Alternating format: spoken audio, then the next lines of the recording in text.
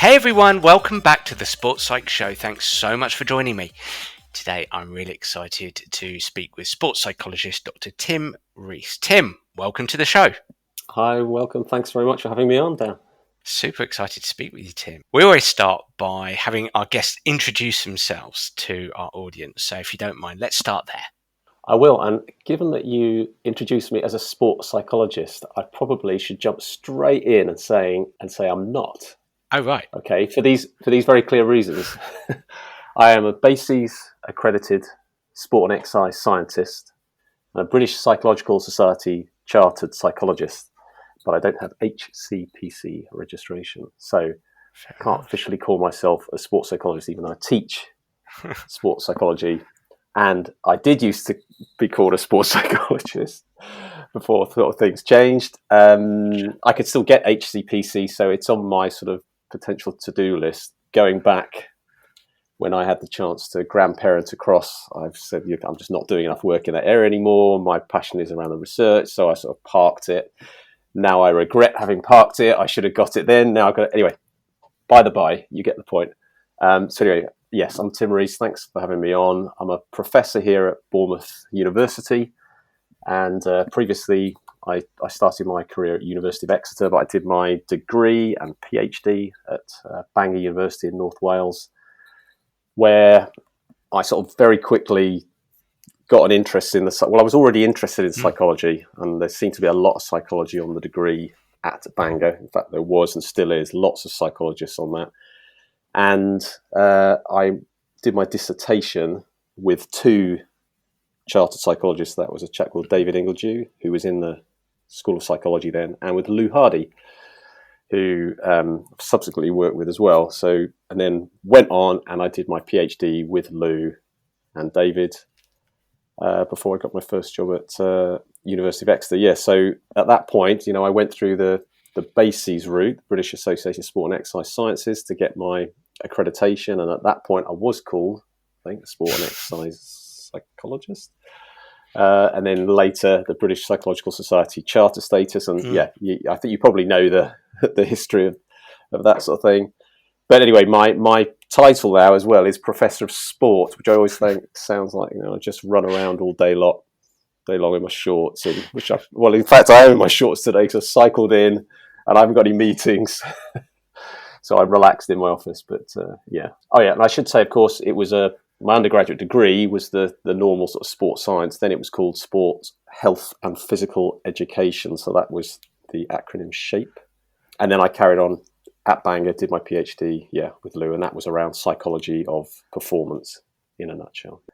I think it will tap the interest of the audience because it just demonstrates the complexity of these things. I mean, lots of industries have complex pathways, but I think a lot of people don't realise that it can become quite challenging to become a fully accredited sports psychologist if you don't have that initial degree in sports psychology. I know there's more and more pathways are opening up now, but to get that HCPC, which you refer to, which is, for everybody who doesn't know, the Health and Care Professions Council, which I suppose is the overarching governing body of accreditation as a practitioner psychologist. If you don't have that original degree, it becomes more challenging, doesn't it? Yeah, and so I was in a cohort, like I said, that I then got the charter status with the British Psychological Society, and I was offered the option just to grandparent across and get HCPC. It was that sort of happening at the time. That would have been around 2009, 2010. Yeah.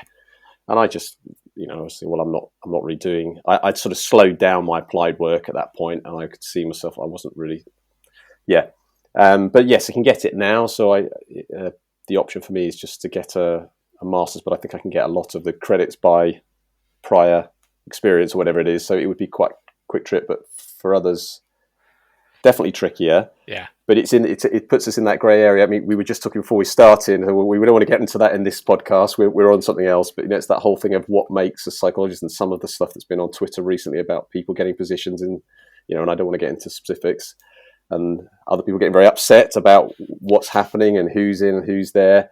And quite obviously, if you are working with people's minds and potentially their mental health and well-being, if you don't have any sort of background, genuine background in psychology, I think that's probably not a good thing. What the HCPC can do to sort of help that, I don't know. I don't really know what the HCPC does massively beyond, obviously, it accredits and that sort of stuff. Anyway, the politics of a profession, and as you've kind of mentioned, maybe a conversation for another day. It's not irrelevant, and it's an important conversation to have, as we do value the safety of athletes, don't we? As I'm sure we'll talk more about today in a more nuanced and complex way. I mean, we're here to talk about what. I mean, I'm going to describe it as now an iconic paper. It's certainly a vast piece of work by yourself and a number of other leading researchers, and that paper is and that piece of work is the Great British Medalists: Psychosocial Biographies of Super Elite and Elite Athletes from Olympic Sports. A joint project between yourself, the very great Professor Lou Hardy, Matthew Barlow, Lynn Evans, Tim Woodman, Chelsea Waugh, combination of Bangor University, Cardiff Met, Bournemouth University, where you're at, as you said, and UK Sport. It's vast, Tim. Over 100 pages. Yeah, I'm not sure which one you read. I sent you different versions. There's the shorter one that Arnie Gulich led. Yeah, which is really interesting because he was using this pattern recognition analysis to sort of basically throw everything in a melting pot and see if we could find differences. And then there's the very long paper, as you said, which I sent you. Yeah, and it's long because it's got all the quotes from athletes, coaches, and so on. So it is quite a lot. But it's sort of, in the end, it was kind of like a position paper. So we were invited to be able to give it a lot of length, and then there were something like 15 responses from other academics all around the world. Some were saying great, well done, and others with valid criticisms, and that was great. So it made it for a good, healthy debate that we also had to respond to. I think one of the good things about it, and one of the tricky things, and I think Mark Beauchamp or Mark Beecham. I know Mark. I don't know if I meant to call him Beecham or Beauchamp. Anyway, he'll forgive me one way or the other, I think. Both. Either or. I went for Beauchamp. Anyway, he alluded to it being the point that it's very difficult to get athletes at that level. So, in reality, it's a small sample size. 16 what we class super elite athletes, 16 elite athletes. So what definitely can one draw from research like this? It's got to be what we've done and we present it, but there'll be new research coming down the line that will say this is good or this is bad. So there's another group who say we didn't find this in our research, and have criticisms for how it's even been applied. But we're just saying this is what we found in a very strong sample. And one of the things that Vin Walsh wrote, he was the editor, was that this is a truly elite sample. So in the sports psychology literature, we often get quite flippant with that term elite, and and there's a whole debate about what makes elite. So people say, "Oh, I've got an elite sample," and you find out they're sort of intercollegiate athletes. Then you say, "Yeah, okay, that's fine, and that's important, but how relevant is that to someone who goes and gets a gold medal, and then has the sort of mentality that wants to go back and get another gold medal?" Then decides to bin it, then says, "Do you know what? I want to go back and get another gold medal, and then I want to go and get another gold medal." If you do it 5 Olympics in a row, what is it about that person that makes them like that? So that's maybe what's just fascinating about that. And the other point, so early on, when I was originally bidding for this money, so this is going back to sort of 2009, 2010. UK Sport put this call out to all institutions, all academic institutions, saying we want to find out this stuff. And what they were saying was, we want to find out I think they used the term the merits and demerits, or something like that, or derailers, or the things that promote getting to that level. But their big thing was to say, we know how to get athletes to Olympic Games. We can do that all day long. What we don't know is how we convert all of them to being gold medalists, not silvers or bronzes. How do we get more gold medalists? And they were using terms like, because it's all about winning market share, it's a global arms race. And of course, the money going into it. And as we just intimated just before coming on, we've just now had this white report that is questioning whether the way of doing things was winning at all costs. Yeah, I mean, I've got some opinions on that, but their point. We'll get to that.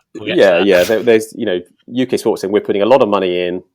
We have all these what were then called talent health checks. I'm not sure what they are now, but we want to get value for money, and also they were sort of under pressure saying we're receiving all this money from National Lottery and Exchequer funds. We have to produce gold medal athletes, so we need to know more about it.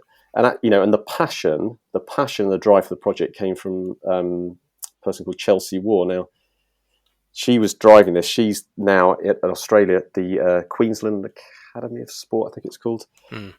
She had this real passion. She wants to know about stuff, and an amazing person would just say, "Right, I'm gonna make this project happen.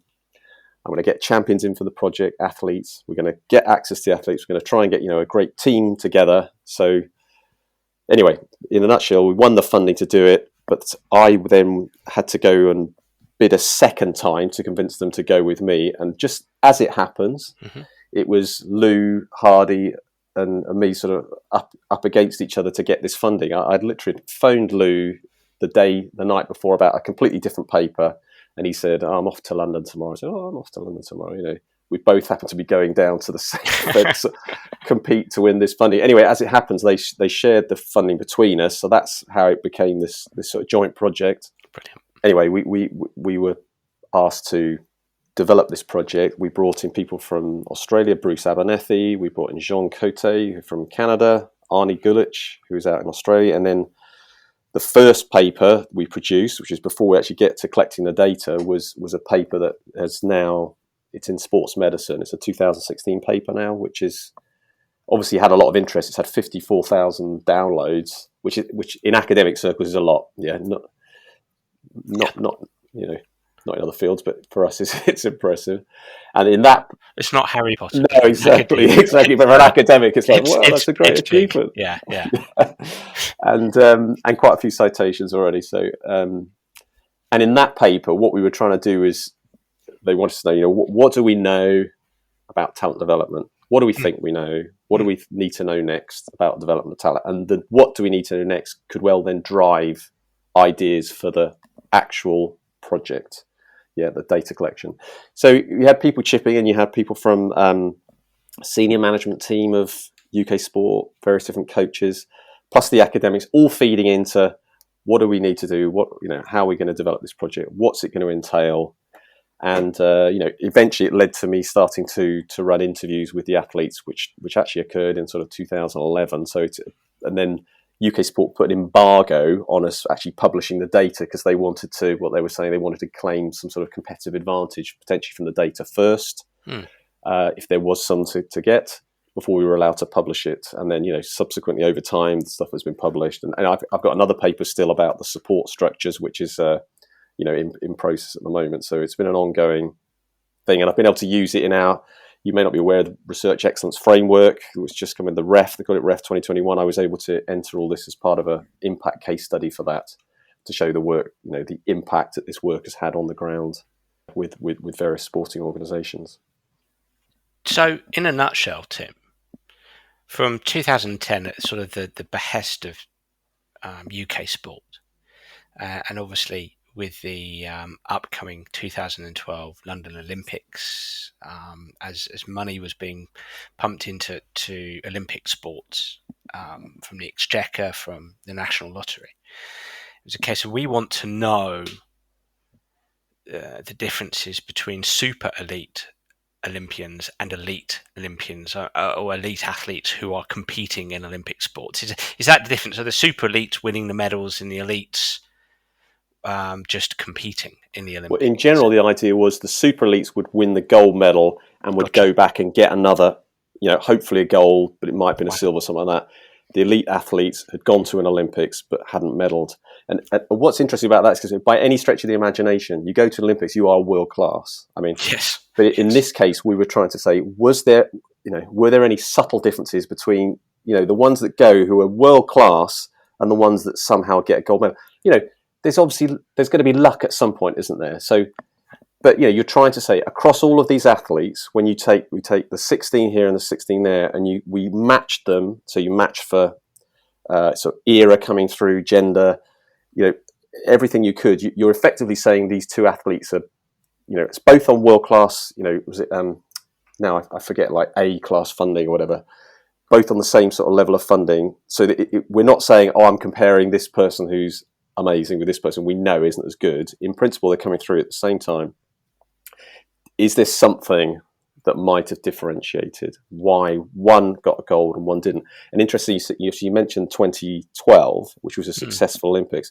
We weren't allowed to interview, or we actually thought it wasn't wise to interview anybody who was going to compete in the 2012 games. So it was people up to them. For the very reason, you start asking people some pretty heavy questions about their entire life, because what we were moving away from was, and this is part, in some ways, might differentiate our work from some others. And not that work isn't good as well. So, but, in some work, you might say, I want to know about the psychological characteristics of this person, or the psychological skills they possess, how confident they were. What we were saying was, we'd like to know everything from the earliest experience. What made you who you are? So that sort of differentiated it. What was it maybe about your developmental experiences, your upbringing? And that's everything. That's, the sports you did, the school you went to, when you were born, all that sort of stuff, right through to you achieving your peak performance and beyond, and that sort of stuff, to see if there's anything that might differentiate. And so, other groups have said, we haven't found any differences in that developmental stuff. Our differences are more, during during the sport and the competitive phase. Was we show there is something maybe here. So 32 athletes, 16 super elite. So in essence, we're talking about people who are essentially household names. We are, and of course, what you have to remember as well, this is prior to 2012. So 2012, we had 19 gold medals. Sorry, 2008, 19, and then with an extra. So then we were up to 265 million being spent. I'm talking about the Summer Olympics for the London 2012, 29 golds, and that's when they got up to something like third in the world, or whatever it was, second. And then Rio, 27 golds, 207. But prior to 2012, we didn't have so many. And whenever I do this one talk, the standard talk, where I say, 2016 Rio Games, how many gold medals? And people, have a guess. I say, okay, 27. And then I say, let's go back 20 years. Correct. 99. Yeah, exactly. One. I'm going to go Chris Boardman. No, you're slightly. No, you're thinking 92 Barcelona. I think. No, I'm thinking Barcelona. So it's got to be rowing. It's got to be Pinsent and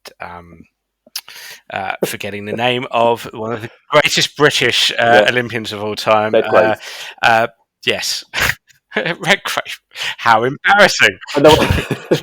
Redgrave and Pinsent, of course. So I always say it's interesting because you say, right, you go back 20 years. Why is it important? 96 is just literally the back end of 96 into 97 is when world-class funding came into being. Yeah, so it's prior to that era. One gold medal. Well, two athletes, but effectively one gold medal. 20 years down the line, you got 27 gold medals. And with an enormous amount of funding. So Sydney 2000, 59 million. Athens 2004, 71 million.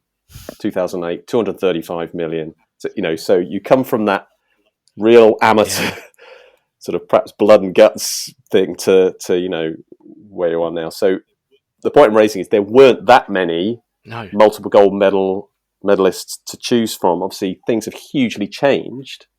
Now it's take your pick. Because we weren't... Yeah.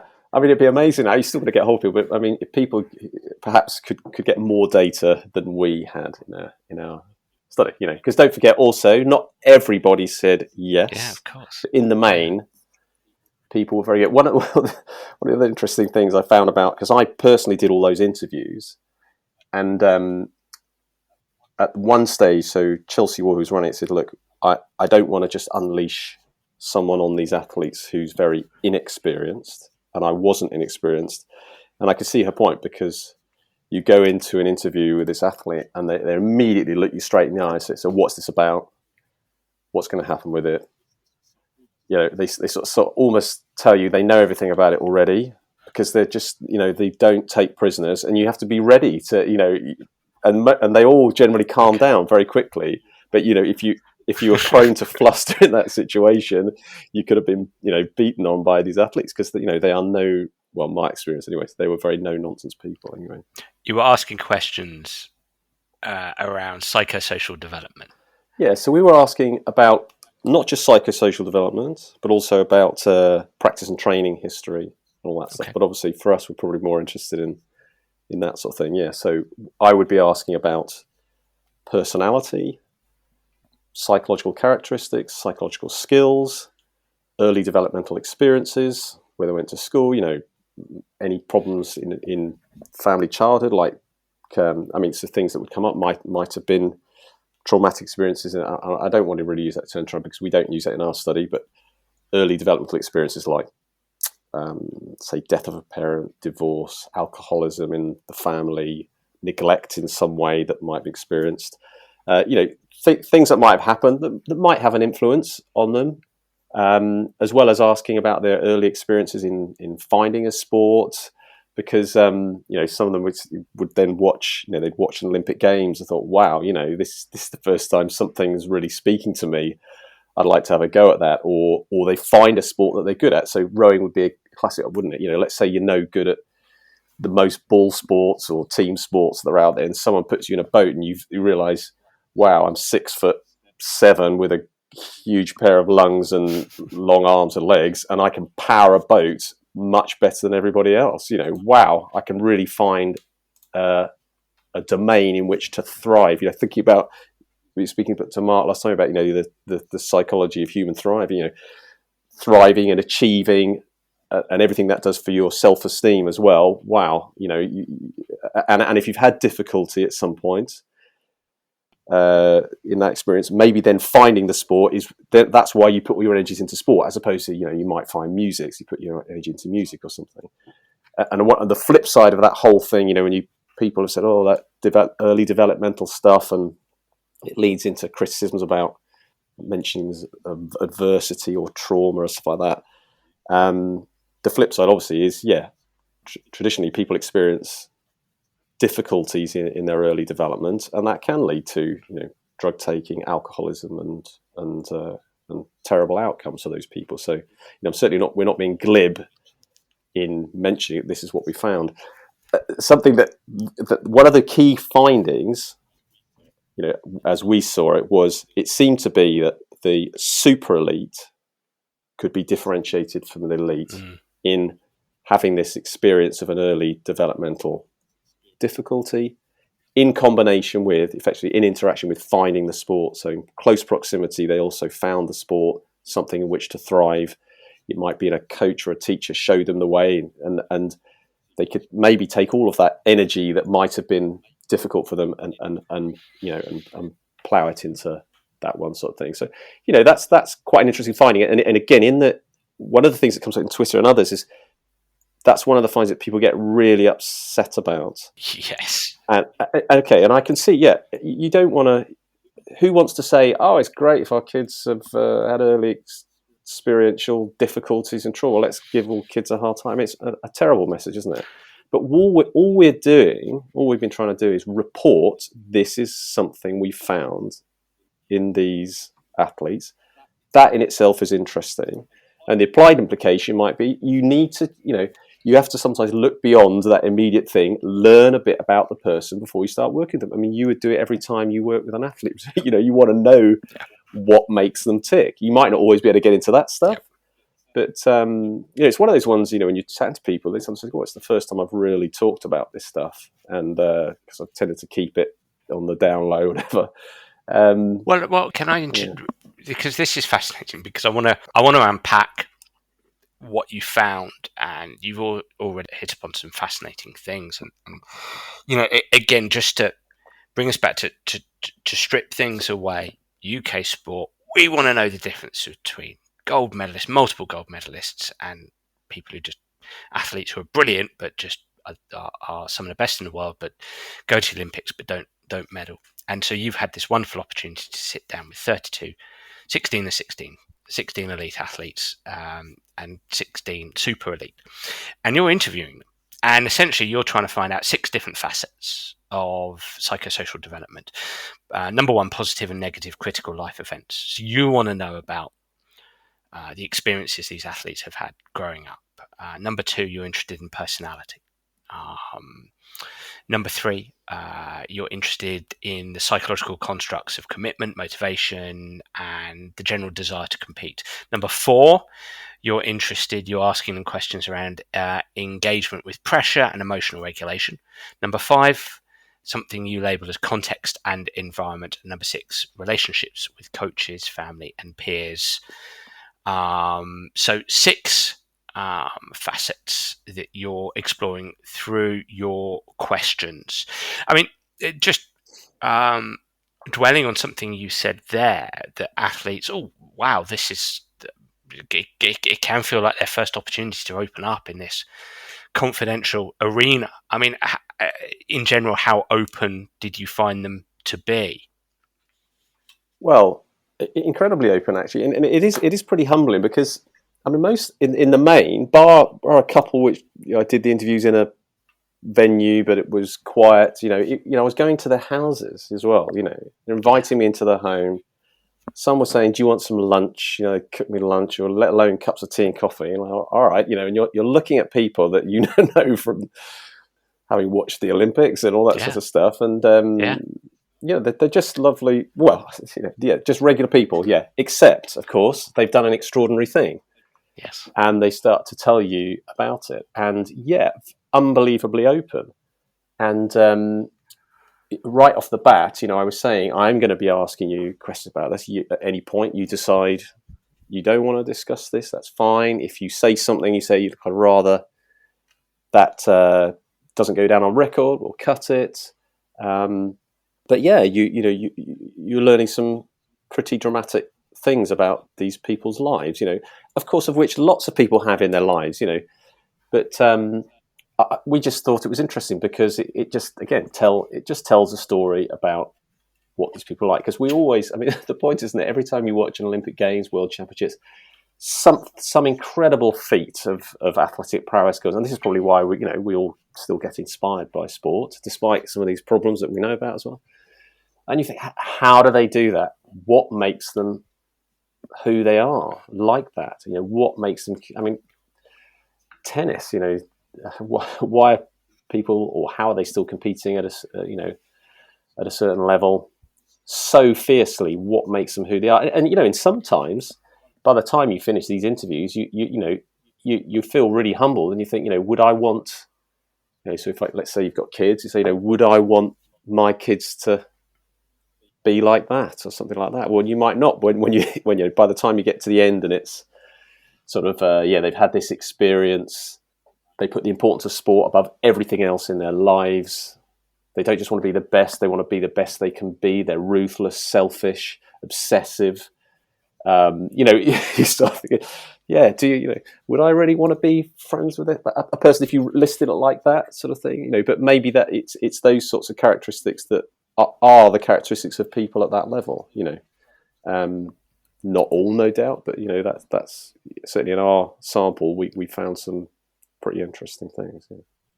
Well, let's unpack some of that. I mean, let's begin at the beginning, and I suppose dig down a bit deeper on what you found from a psychosocial development perspective. You start your discussion by talking about a culture of striving, how both super elite and elite athletes shared a common family value of a culture of striving. What do you mean by a culture of striving? So in that, really, what we were saying is that there just seemed to be, as I said, these commonalities where you couldn't just say you couldn't find a difference between gold medalists and elite that is about one family is much more geared up and pushes the kids on, and that's the difference or something like that. And again, I also think it's quite important because how should parents be? Parents are always looking for, how should I be? I've got a kid here, seems to be interested in sport. What do I do? They've been invited to go on a squad. The squad is 20 miles away. It's 3 times a week. Should we go there? Should we be pushing? Blah, blah. Anyway, the point being, there's not necessarily a huge difference in that culture of striving. That's going to be something that's similar. So, that's probably a baseline. You need to push. You need to be trying to achieve. There's no huge difference that says, one athlete wanted it much more than the other, in a nutshell. So no difference between elite and super elite athletes in terms of having experienced a culture of striving at home as they were growing up. And as you mentioned there, I mean, we've done plenty of episodes on how to parent your sporting child, and it can feel confusing, I suppose, for parents, because on the one hand, a lot of the messages are to stand back, give your child space to enjoy their sport, don't be overly involved, certainly don't be that pushy parent.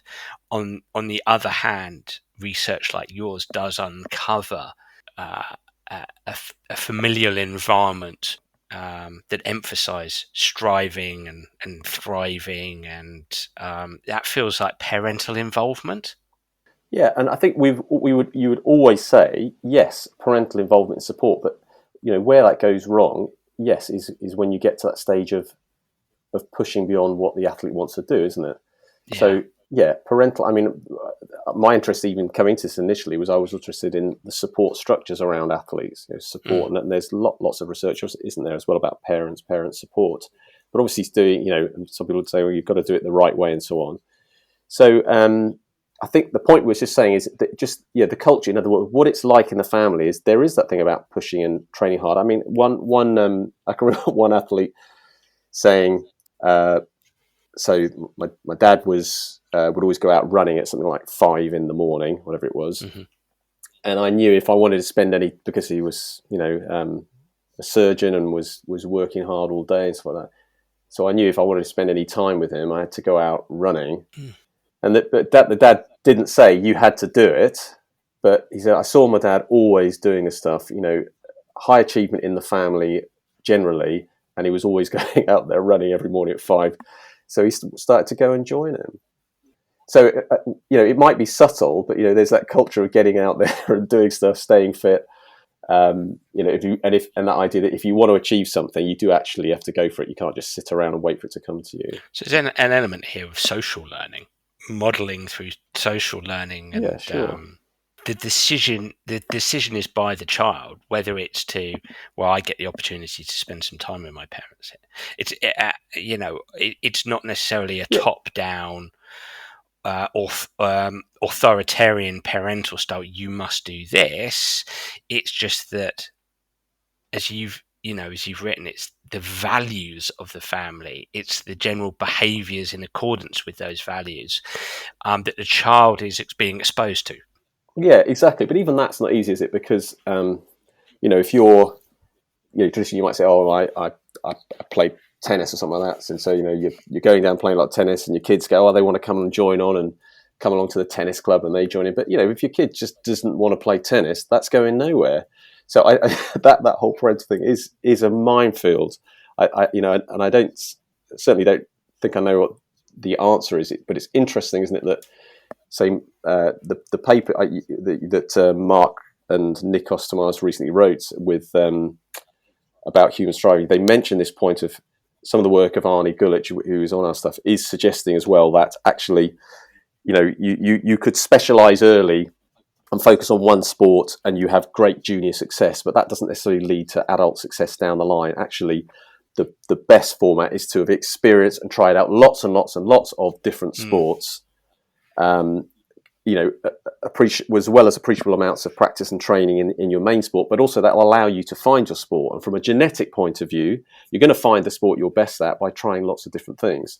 So I don't think you can go in and just say, right, you're going to push your kid to do this, do that, and just focus on it. Because if it's not the thing for them, that's fine. You've got to give them the opportunity to try lots of things. But just obviously a culture of striving in the family in general, it's not sitting around, but actually trying to achieve something. So that was sort of in a suggestion, what we're saying is that kind of a baseline. It didn't differentiate, say that will be the difference between you getting a gold medal or just going to Olympics, but just, there is a culture in the family of trying to achieve in general.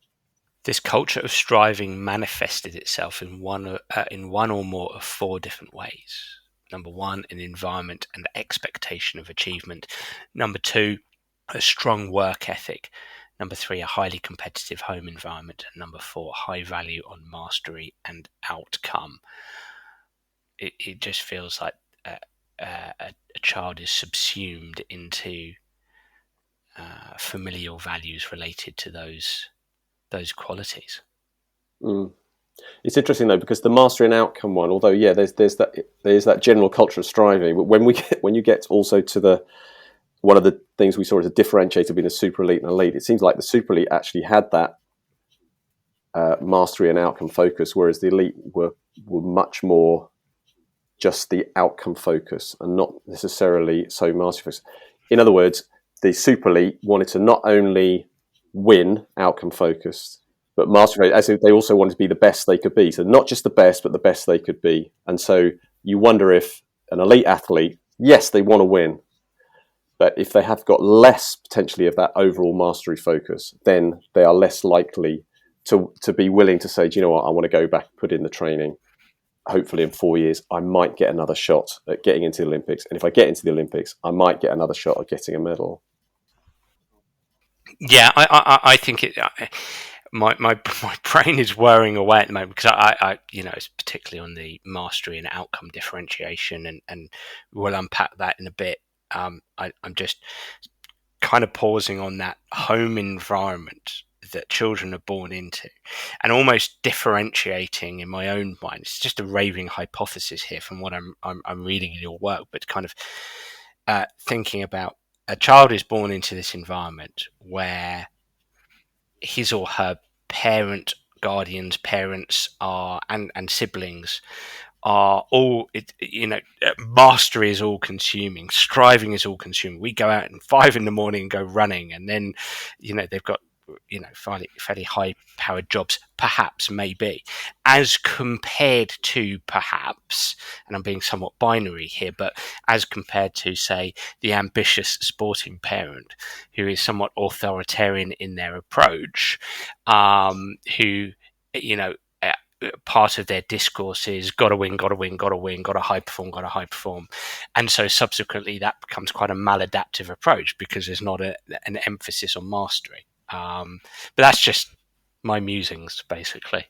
Yeah, and obviously that's interesting. Honestly, we can't, I don't think from our data here, we can sort of necessarily reflect on that, except that we all know, don't we, high-level athletes who had parents that have pushed them to extremes, and it doesn't look very pleasant, does it? Yeah.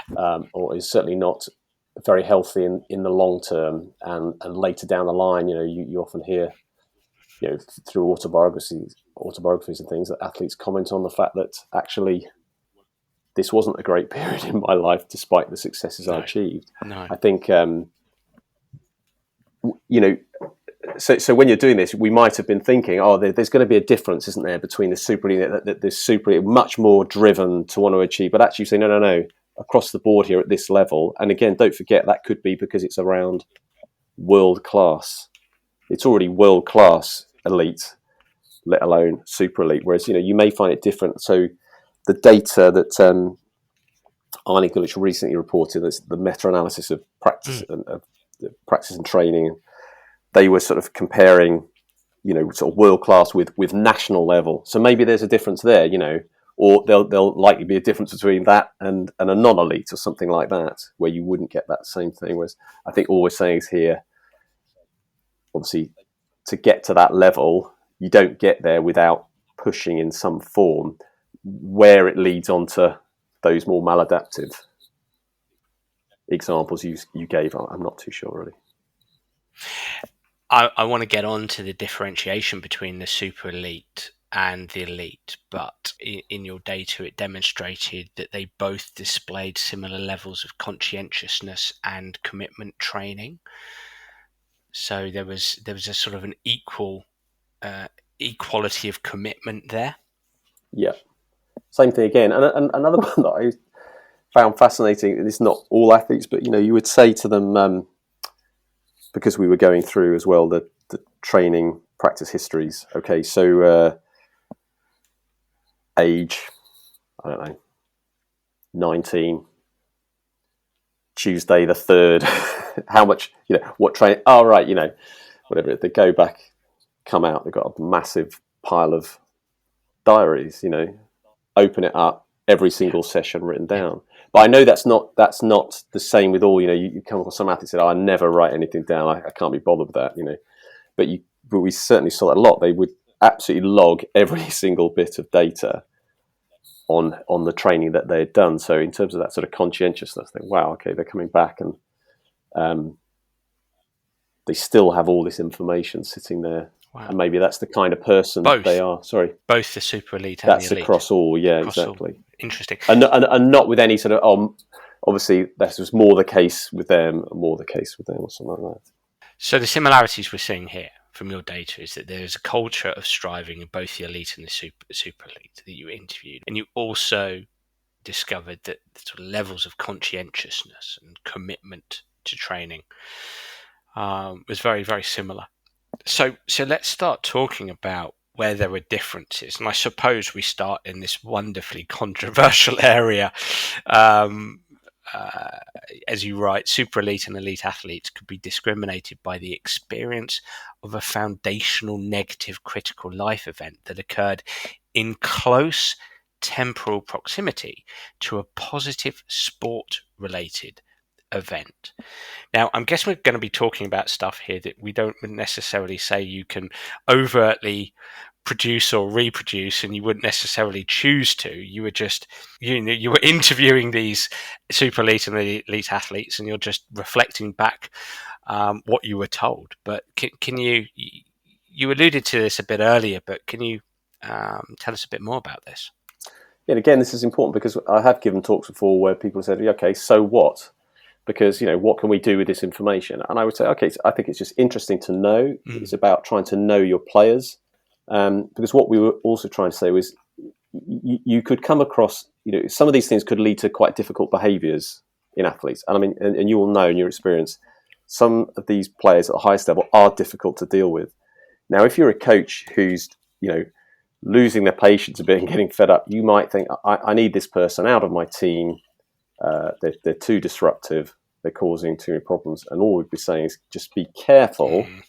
This might be your world-class player. If you can learn more about them and harness what they've got, that could be a good thing. So we were just showing, in general, there seemed to be a difference between super elite and elite. So, for example, there was, of these negative events, some would be like death of a family member, parental divorce, unstable home environment, frequently moving home, difficulty at school, bullying, potentially that sort of thing. And then, but the point is, it came in close proximity to a positive event. So it's that finding the sport, a domain in which to thrive and to receive recognition, or also finding a significant other within the sport. So that's a coach or a mentor that shows you this area in which you could achieve. And also some of them, at the same time, as I said, had sort of seen some amazing achievement in the Olympics or whatever. Thought themselves, okay, this is potentially how life could be. So I've got this I'm dealing with this stuff over here, but actually life could be better in the future. So it's about finding the sport and that area in which to achieve. Yeah. So it's coupled with that positive event. This bad thing was happening to me, but whilst this was happening and whilst I was experiencing this and experiencing the after effects of this over there, I had a coach who was really supporting me, or I was experiencing fantastic coaching in this environment, or I was achieving results in this environment. So I was having a really positive experience in my sport. That's kind of juxtaposition between life and sport. Yeah, and someone would say, like the coach, it's the classic. The coach became this sort of father figure, and and almost a better father to me than my own father, something like this. So it's, and again, because it's something that you might ordinarily not know about. You get the athletes when they're in their early 20s and late 20s, they have a certain way of behaving. You don't know anything about them. You just think, oh, this, if let's say they're difficult, you just think they're difficult. You put some sort of dispositional, you make some sort of dispositional attribution about them that they're a rotten apple or some of this. But maybe they are your world class athlete. You've got to work out a way to harness them or get them back into the fold in some form. I mean, the bit again, I was saying that if I ever give talks, it's easy for me to say this because I don't have to do the hard work on the ground of being the coach. The coaches have got to actually enact something in real time, whereas I can just tell you, this is what we found out, and kind of walk off into the sunset and leave you to do that hard work. So I do appreciate it's not as easy as just say, oh, go and learn more about your athletes. But in principle, that could be it. So, when I was working with one sport, they were saying, oh, yeah, for example, we've got this one athlete here. So they all knew that person. They all knew that athlete. It's just so difficult. We just got to get rid of, we've been talking about getting rid of them because they're like this. And we know that the backstory is these things that have happened. And all I was saying was, yeah, I totally understand because you say that's going to ruin the team dynamic. But I'm just telling you, if by any chance this could be your world-class player, but you could surround them with a good team that can cope, this could be your player. Because usually in team sports, you don't necessarily. Not every player has to necessarily be world-class, meaning you're sort of equivalent of a multiple gold medal winner. But you usually have a few of these world-class players, and around them you still have your elite. World class, but maybe not your super elite or something like that. And that's the way you do the team. You wouldn't necessarily want every player to be like that. Otherwise, you have this team that becomes really, really dysfunctional. But at the same time, if everyone is relatively average, maybe you still need some of your star players. So it's always been that point of trying to understand your players better so that you can get the most out of them.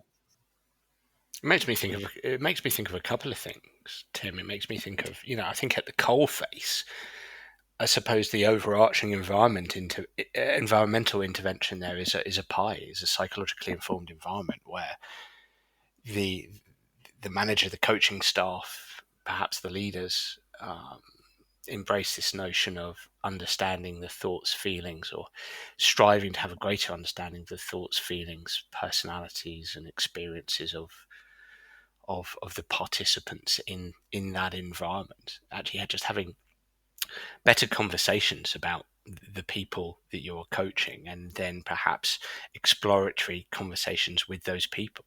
Just taking the time to, as you say, and as it's said so often in British football, British soccer, know your players. Get to know your players, which is quite a generic statement for it is. And just because we have opportunities to speak to different audiences. I have spoken to audiences in more business settings, and I'm straight up. I'm not trying to say, I go in and say, sport's brilliant. You can learn about sport to make yourself a great business person or something like that. Because there are people who their entire businesses are based on that model of sport to business.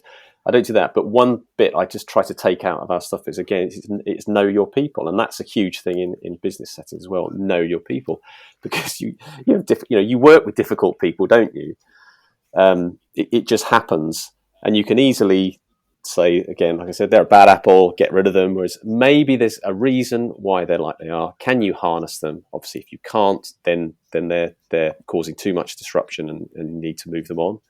But if you can get to know them, that's great. The difficulty is the expertise in getting to know them and the time.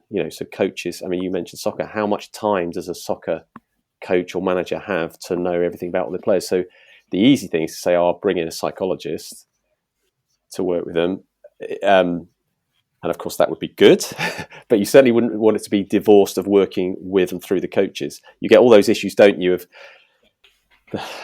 we're not trying to go there, but the player talking to the psychologist, and the psychologist being employed by the club or the coach, and who speaks to who, and there's all confidentiality and all that sort of stuff, and protecting of the player's welfare. But if you want things to work, trying to work through the coaches as well, and getting them up to speed on their sort of psychological literacy, to use that term, can only be a good thing, I think, and helping them to understand that if they know their players better, at levels beyond what they might have been taught already, that could be useful. So that's really all we're saying is there's some stuff in here could be useful to you. Hopefully it'll help. It just as you're speaking, there's so much going on in my mind around. I mean, from a personality perspective, I'm thinking of the trait of agreeableness. I mean, you guys, so you did you measure conscientious? Did you measure the traits? No. Or you're just an informal conversation about them? Correct. So it's totally qualitative from that point of view. Okay. Except for the practice and training stuff, which is the classic stuff that Coty and others have developed, where you sort of just go through and you're saying on that date or that day, whatever it is, you did that amount of training, and you can calculate the hours over time. So you're going through this whole biography from when they started, which might have been at the age of 5 or something, right through, and so you're calculating and stuff. Otherwise, qualitative. So don't forget, take for that. You haven't measured it. You're looking at data that you bring in. You're trying to say it appears to be, but in terms of the subsequent pattern recognition analysis, what they were doing was coding sort of mentions of these things. So then they were able to at least use some sort of quantitative analysis as well to say, there appear to be more instances of this than that, or this appears to differentiate at a certain level of confidence. Yeah. And that I think that, and I don't want to get stuck here because I want to crack on with the rest of the piece. But again, if we're talking at the coal face, it's potentially that pie, that psychologically informed environment, and almost my understanding of reading research, around pies, which are drawn from the social services in the UK, especially homelessness services. Rule number 1 is practitioners, coaches, if you like, in our environment, have some knowledge of psychological frameworks. So if you've got if my go-to conversation with coaches who say, well, look, I've got these low agreeable players, or I've got this low agreeable player who, isn't very coachable, having some, let's say, motivational interviewing skills, whereby you actually enter into a negotiation with that player rather than a top-down command style, if you like, often provides a greater fruit for your labours as a coach with people who are low agreeable.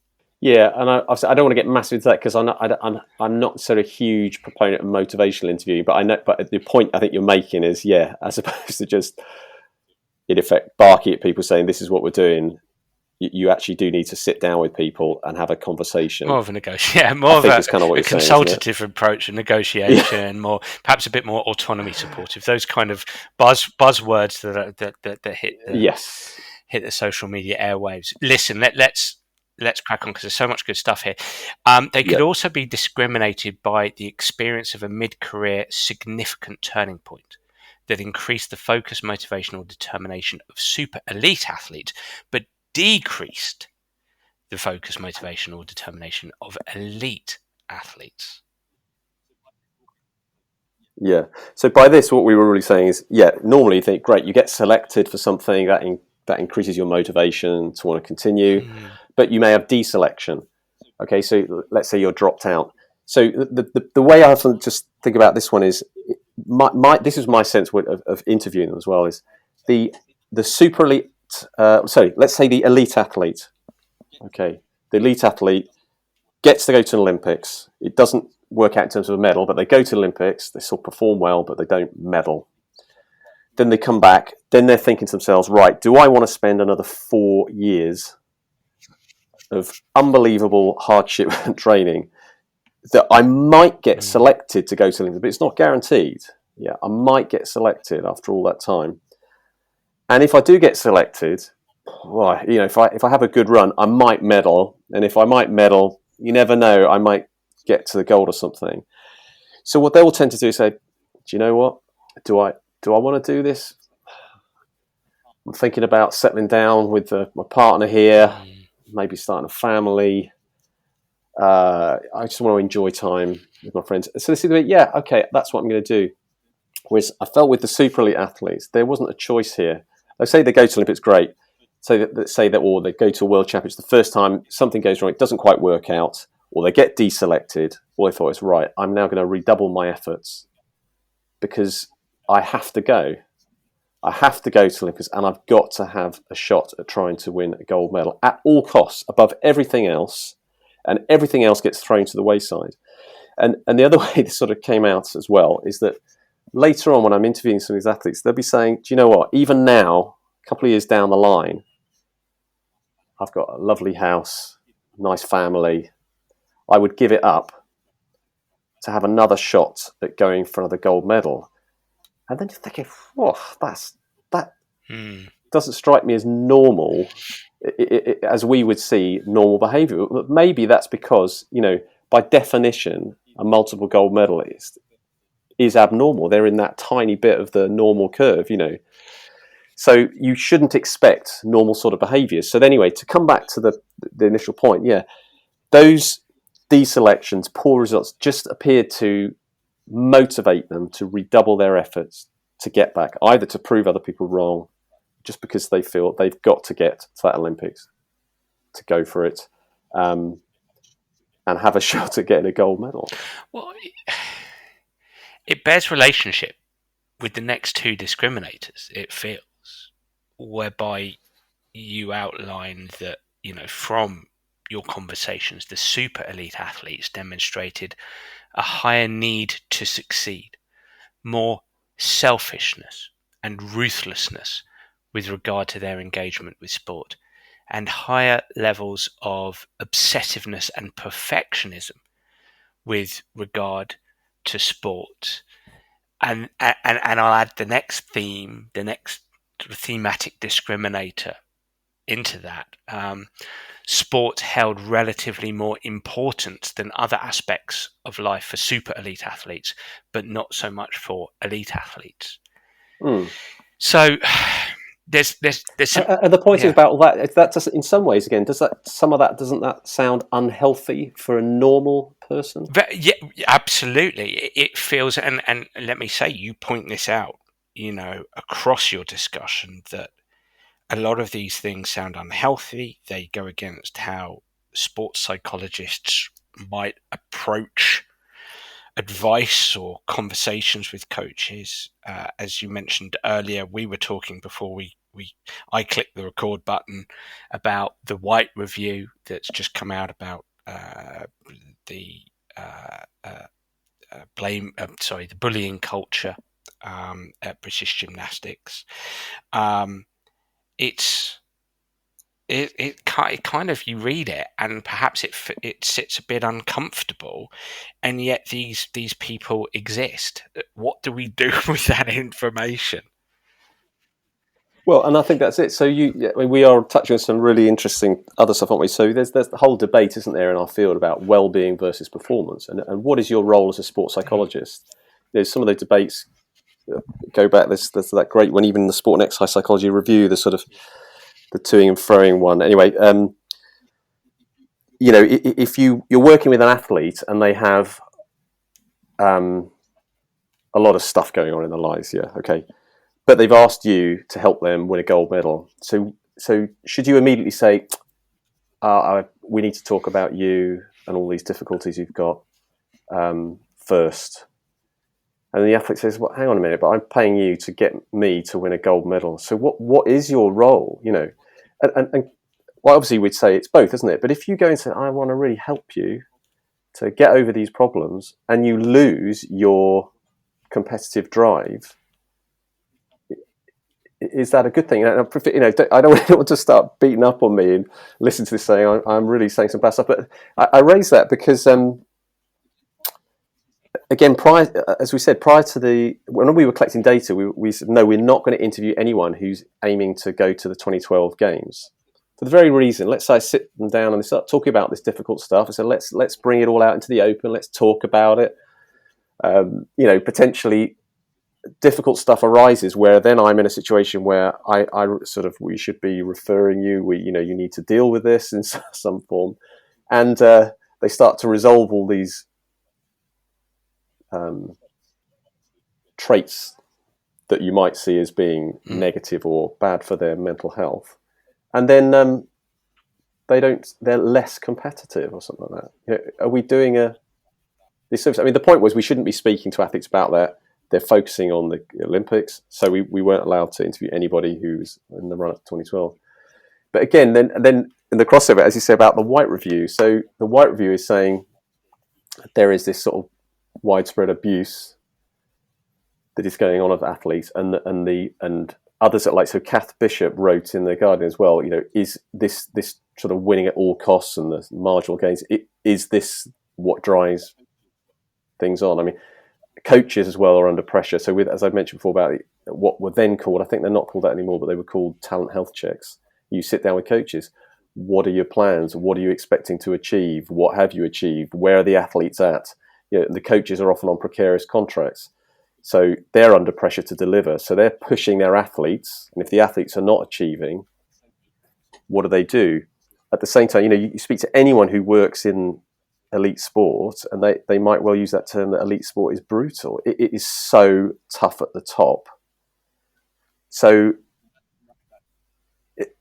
marrying up that well-being with pushing athletes, I think is one of those difficult pieces. I'm not quite sure definitely how one resolves it, but you know, coming back to interviews I did for this project again, you know, I can remember speaking to a rower, very upset, and saying, why does it have to be like that? Why does it have to be like that for us in rowing? When over there in cycling, it looks like the promised land. You know, they have this amazing program. They have this kings and queens model, don't they? That sort of Steve Peters was setting up with them, where the athletes are the kings and queens right in the middle, and everyone has to sort of ferry round them and make things work. And then when you get in, you then start actually speaking to people in cycling. It wasn't as lovely as they suggested. And then, you know, there were also you know, the inquiry into abuse going on in cycling. So even within the sports, people will look across it looks so much better over there. They've got a better, but actually, obviously, this push has been going on in all sports, and obviously gymnastics is the latest one to reveal this. But you know, is it the same across the piece? The other difficulty comes up. I remember when the cycling stuff was coming out, you had one of the athletes, it might have been a Welsh rider, saying, well, if they don't like it, they can just, this was an athlete, this wasn't a coach. What if they don't like it, they can just leave? But I mean, that's not really an answer, is it? Because if you leave, you're not in the world-class program. So you don't go to an Olympics or a world championship. You have to put up with it, because otherwise you don't go. So where does that leave us? I'm posing more questions than answers here, Dan. Yeah. I'm not really solving. I think I'm just raising some of the. I think, you know, I have seen first. You know, I had athletes in tears in front of me. You know, from their experiences within the sport, and some of this stuff's coming out right now. But again, as sports psychologists, when you work with someone, what is your role as well? Is it to get them to win, or to make them happy? And obviously, you would hope to do both, wouldn't you? You would. I mean, just listening to what you're saying, and I know that many people listening in will have very strong opinions. Yeah, and forgive me, I'm not being glib about this, and I don't want anyone to think No. I'm just trying to raise. It's a dilemma, isn't it? I to be honest with you, I like more questions than answers, because I as somebody who is blessed with the opportunity to work at the coalface and I have done, I suppose, in elite sport for 25 years as a competitor, a coach, and 17 years as a sports psych. I don't think the answer is as obvious maybe as some make out of it. Look, please, bullying in coaching shouldn't happen. I think that, if you want my honest opinion, I think that actually the psychological literature can offer many answers here, perhaps sometimes in a complex and nuanced way, and that could be a neat segue onto the next bit of our conversation around outcome versus mastery, or outcome and mastery. But I think that, I mean, you mentioned Kath there. Kath Bishop has been on the show. Her book is brilliant. She's very outspoken, passionate about her topic and her viewpoint of this. One of many things I love about what she says is this notion of a sophisticated relationship with winning, which is something I say all the time now, shamelessly stolen off Kath. Sorry, Kath. But I do think I think that is a truism, in my opinion, in terms of, I think that we need to continue as sports psychologists and as coaches to understand motivation, for an example, and the multidimensional nature of motivation. And maybe that's where perhaps we intervene in terms of helping people who have a natural tendency to be obsessive and perfectionist and have a need to succeed, are selfish and ruthless, words used in your piece. Just helping them have a more sophisticated relationship with motivation as well, and not just be unidimensionally motivated. I must win, but also actually underpin that with more of a multidimensional relationship with motivation, more perhaps internal drivers for intrinsic rewards. I think we need coaches, reading some of the White Report, Tim, I was thinking, do these coaches know how to teach the skills in their sports? I mean, do they understand about cognitive load theory, working memory? Do they understand about varied practice, retrieval practice? All the things I think in sports psychology we could contribute where perhaps we don't, which actually has a knock-on effect to well-being and welfare as well.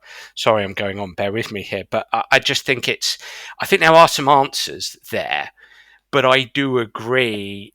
You've had 16 super elite athletes who've won multiple gold medals, who sat in front of you, who have said, man, I wanted this more than anything else. And we need to be very careful. You can't just take that away from somebody willy-nilly because you have a certain belief about how things should be done. Can things be done better? Probably, possibly, probably. But we can't just dive in and start trying to change personalities, because you're changing people's lives, possibly for the worse. Well, I take one. I mean, I mentioned the rowing as opposed to something cycling over there looks so much better or something like that. But as a separate one, you take. I don't know how much you know about rowing. I'm not an absolute expert, but Jürgen Grubler was one of the coaches of the men's rowing setup for a long time, and seemed to consistently produce gold medal winning boats. But ruthless, as I understood, in the way things were done, rowers are taken out, put back in, changes happen all the time, keeping the athletes on their toes, so to speak. And then he left, and the rowing performance at Tokyo, for example, wasn't as successful as had been hoped. And you saw sort of previous athletes coming and saying things like, "Well, getting rid of that coach was ridiculous." But I think other people have touched on, is that the best way to coach athletes in such a tough way? But they would often say, "Oh, it was great because he was like that." But I bet not everybody shares the same view. But it still has that idea that that ruthlessness and pushing is definitely what made the difference. But others might say, is there a different way of doing it that can still get the most out of the athletes without?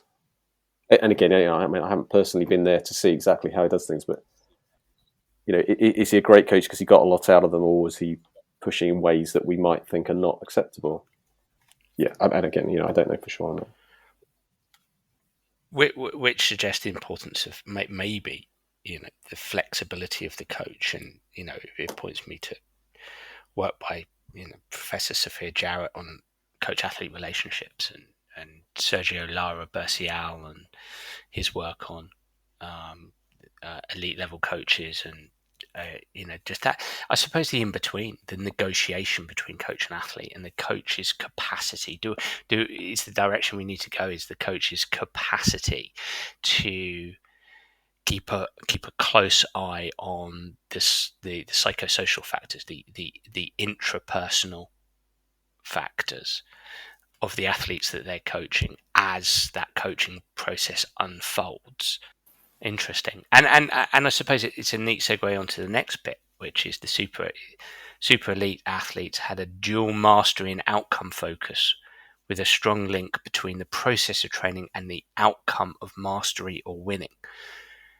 and I've used this term sophisticated. I suppose that demonstrates that maybe a differential between elite and super elite is the super elite were slightly more sophisticated in terms of we're passionate about wanting to win. We want to win, but we're going to link that to, you know, the process, to use a cliche in sports psychology. We're focusing on the process, but there's a reason for that because we want to win. Whereas maybe with elite level athletes, we just got to win, got to win, got to win. Well, yeah, and you would think, might it be the other way around? Perhaps. Okay. I don't know. But anyway, I just thought that's a really interesting finding because we seem to be showing that the super elites not only want to be the best, but they want to be the best version of themselves. So the best, they could be. Whereas perhaps with the elite athletes, as I said, they were driven to want to win. It links into that other point of it doesn't work out. Rather than redoubling my efforts to get better and better and better, I just, I'm moving out of this actually. So maybe hugely competitive, but for some reason not necessarily putting the same amount towards mastery of the craft.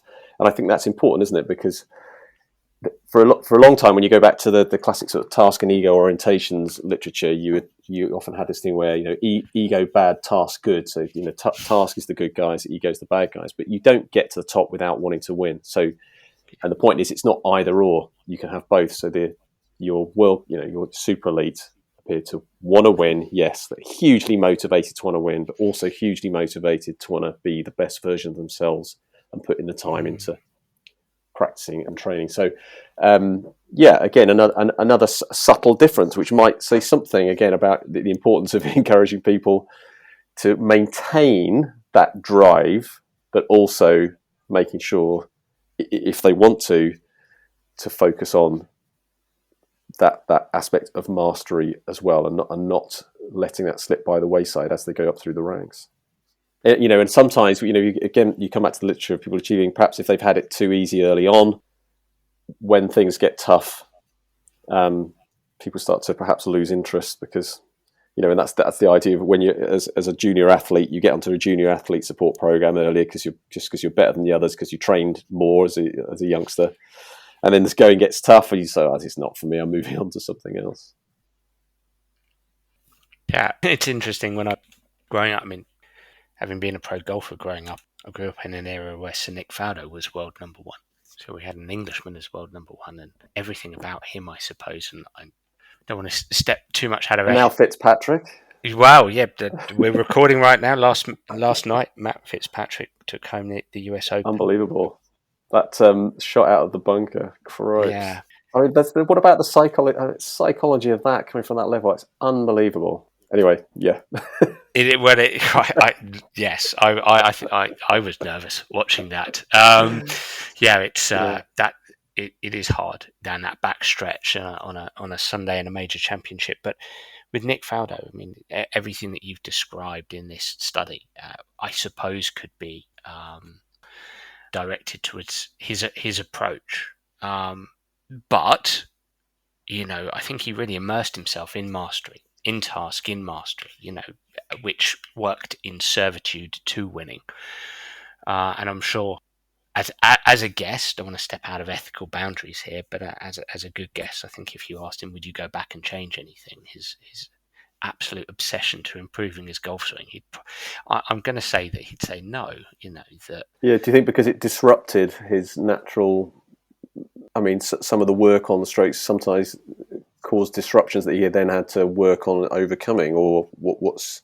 Yeah, I just think he was as much a little bit like, say, somebody like Ben Hogan, who, if he would be a top three, you'd probably say Jack Nicklaus, Tiger Woods, Ben Hogan, the top three golfers of all time, arguably, and Ben Hogan was the same back in the 30s, 40s and 50s and 60s, just an obsession for mastery,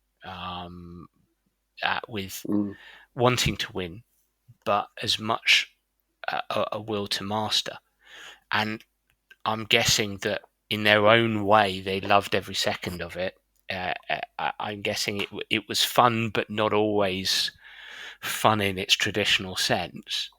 But an absolute need to master, maybe a need for cognition as well, to think about what they were doing all the time. And that's the question: is that healthy? Would you change that? Wow, you wouldn't go back and would you counsel some of these, that player out of that? Well, probably not. Probably not. Fascinating. But the next and I suppose final theme here is maintaining high levels of performance under pressure. I think you say that super athletes were able to maintain that high level of performance under pressure, but elite athletes couldn't. That's got to be a big one. That's got to be a big differentiator, surely. So yeah, and the point we made is it's either through total preparation or the term I think we use is counterphobia. Yeah. And really it's just saying that there's something about the super elite athletes who are actually more drawn to those situations, really. So obviously total preparation, and as we would say, not leaving any stone unturned in your preparation, such that when you get there, you're as ready. You've got to accept, haven't you? I'm as ready as I can be.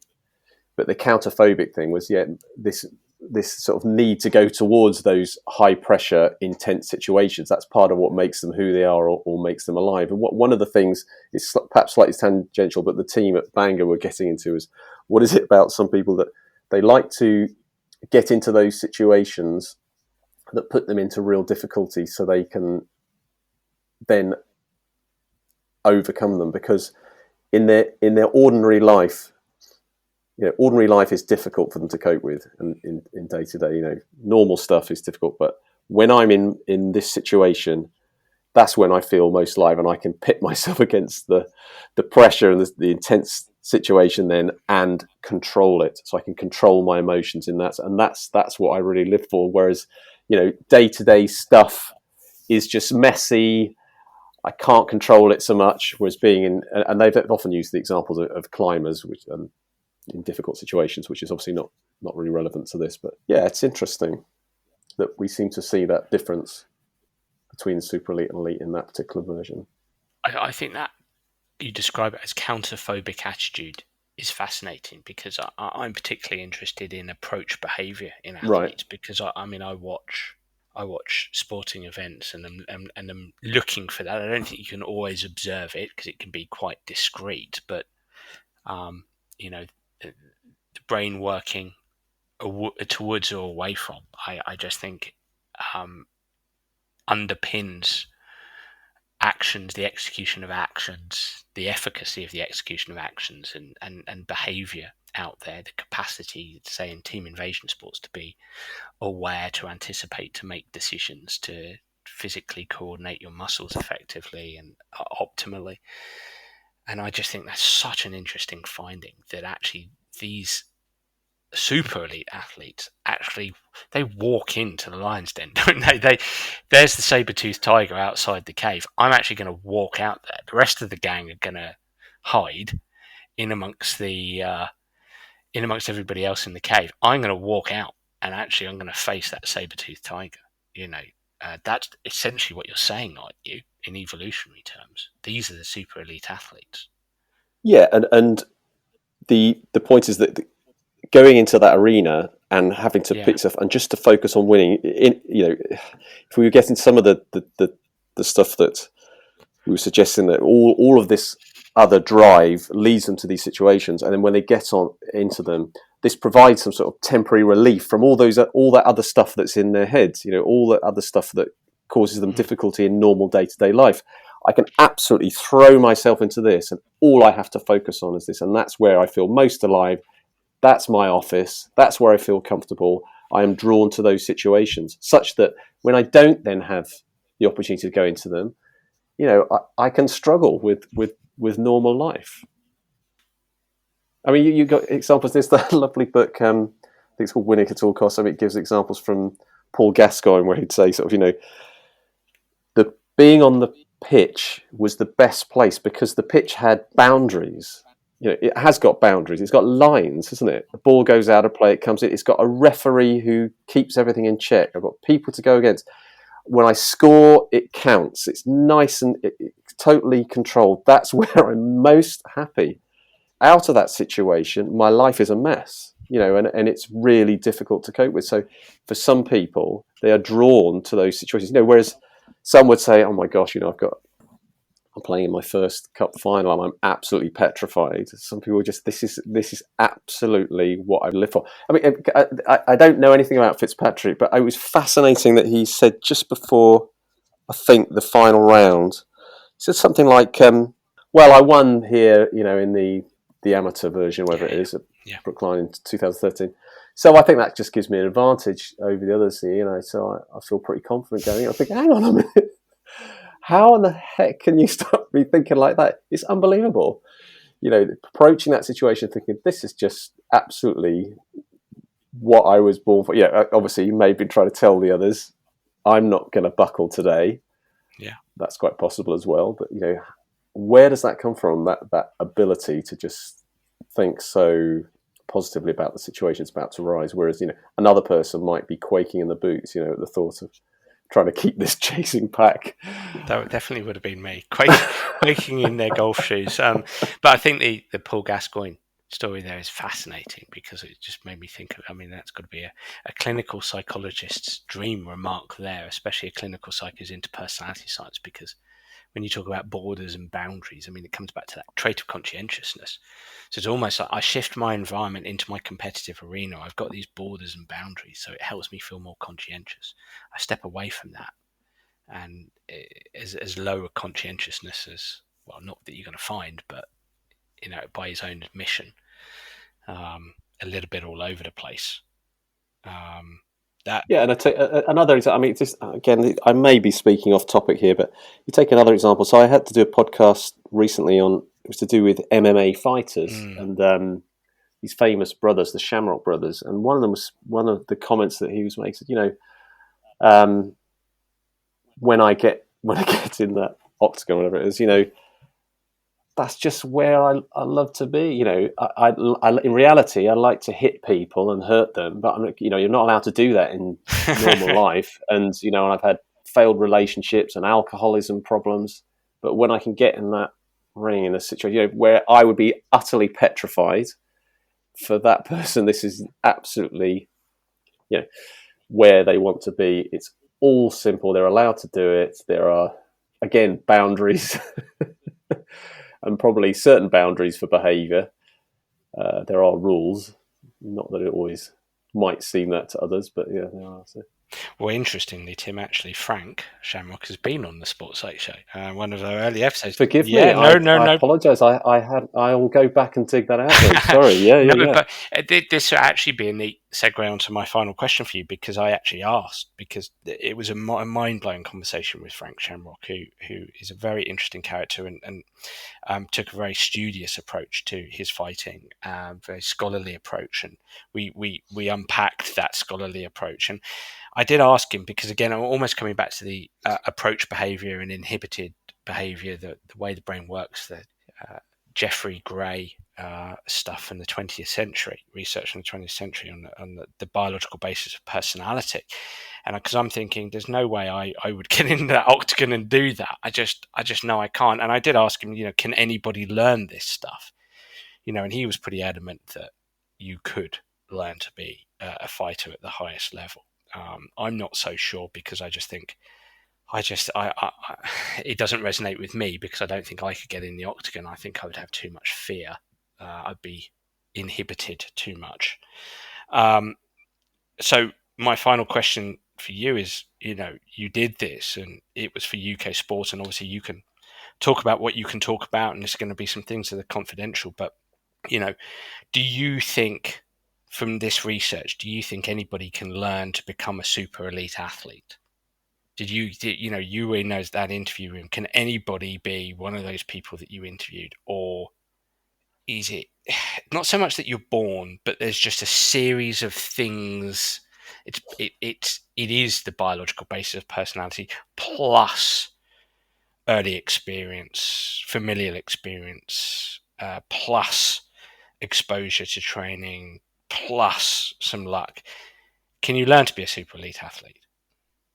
I think probably it's interesting to read about this and learn up it. I think if you're a young athlete, I think one of the important things would be to, and it's quite difficult to do, is to try and work out what at least has gone on before. and try and see if you can learn from that. And I say that because it's the thing of those who shout the loudest get heard, isn't it? So if you pick up Bounce by Matthew Said or Outliers, Malcolm Gladwell, you start thinking, 10,000 hours. I need to do 10,000 hours to get to the top.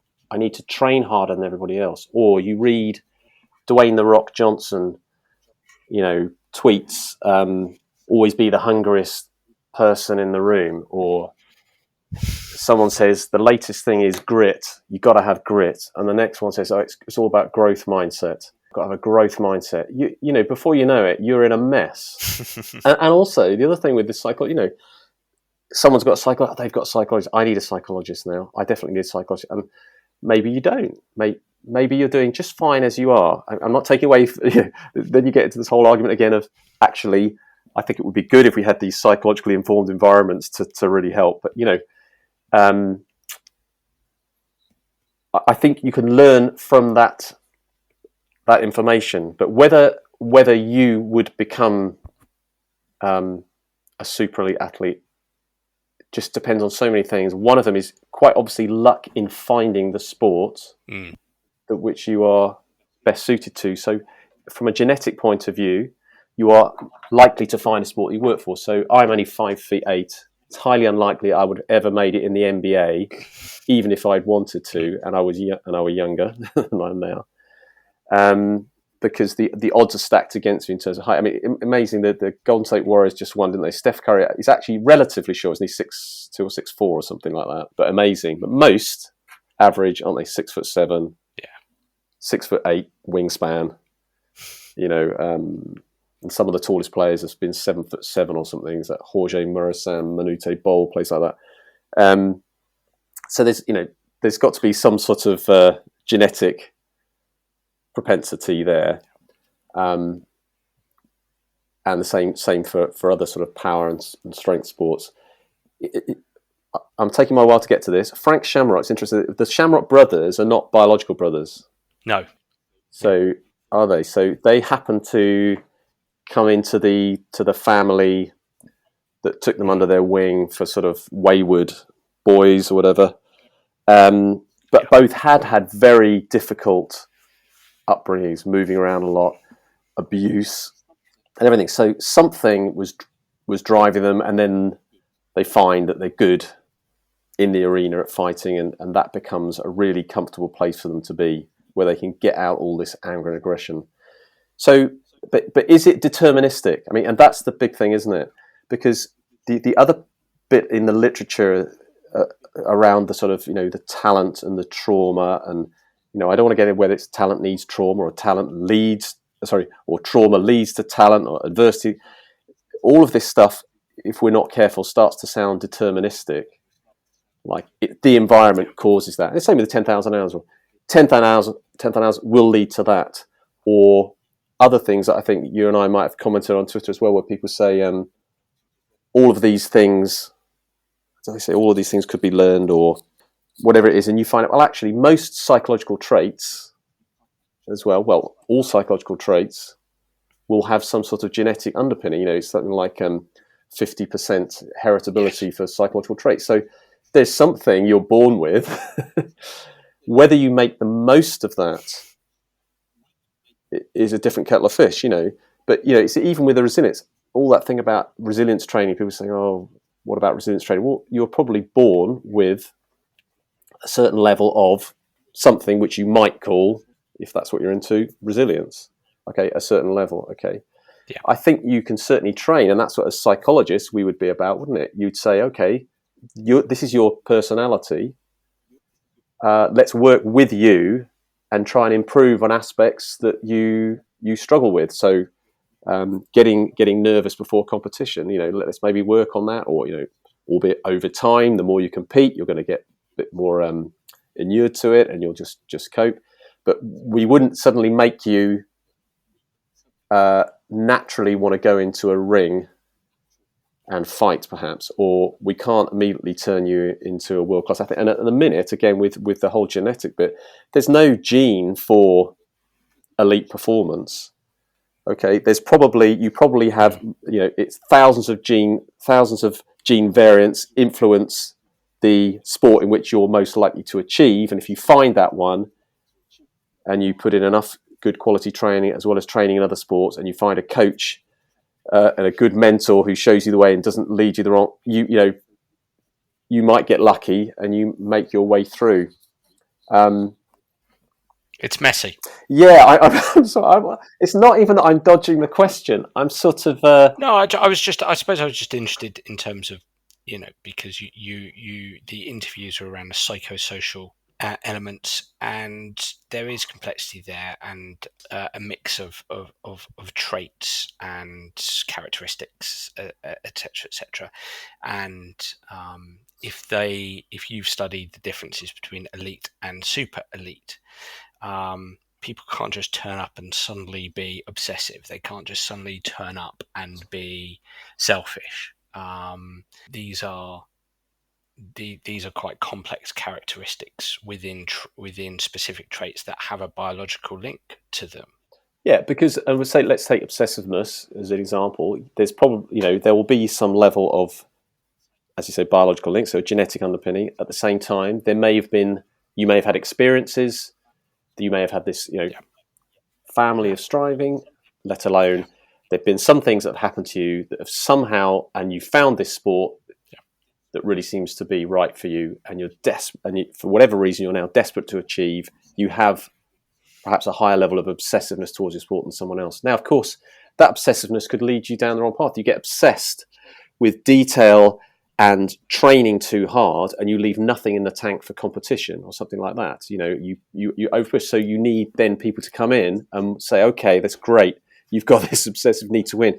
We also need to know when to hold you back, because that's another thing, I forget our ethics would say, individualized training with a coach that often took a long-term view as opposed just to a short-term view. And again, that's a pressure for coaches at the junior level, because often they've got to show results when actually holding kids back sometimes might be the better thing for them, developing them as an athlete so that they have long-term senior success.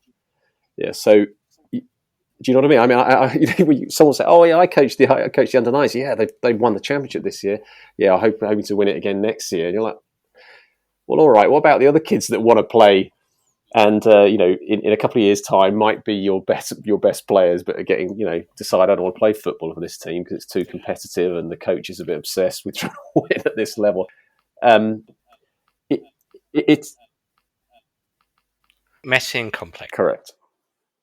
Well, look, all of that was just so fascinating, and I know that you will have tapped the interest of the Sports Psych Show audience. So, and I know that there's some stuff out there that they can download for free or find on a Google search for free. So, how can people, number one, find information about these projects and perhaps read some information about it, and also how could people get in contact with you or find you if you wish to be found, and perhaps ask you some questions about this stuff? So the paper, I sent you quite a few different links, and you went with the big paper, so that's great. I did. That's the one that is not open access, sadly. But anyone who emails me, I always forward that on to them. So that would be email me at my university address, which is trees, which is for Tim Rees. It's trees at bournemouth.ac.uk. I'm very happy for people to email me direct there. Somebody direct messaged me about something else just yesterday, and it then comes through to my other email, so I dug that, I got back to them. So Twitter's also fine. And if anyone wants to link with LinkedIn, that's great. With LinkedIn, I was taught that you should always say, "Hi, I'm somebody. It'd be great to link up with you because blah, blah, blah, blah," with a little introduction to yourself to sort of make sure they click accept. So that tends to work better, I think, than just sending a request. That's one option. But yeah, otherwise, the other papers that you can download for free because they're open access are the ones that Arnie Gulich led, which is the 2019 paper, and that's in Journal of Expertise. So that's one option. And the other one is the review position paper that I led. It's in Sports Medicine, and that's called, that's Rees and others, 2016. the Great British Medalist Project, I think that's called. That's free to download.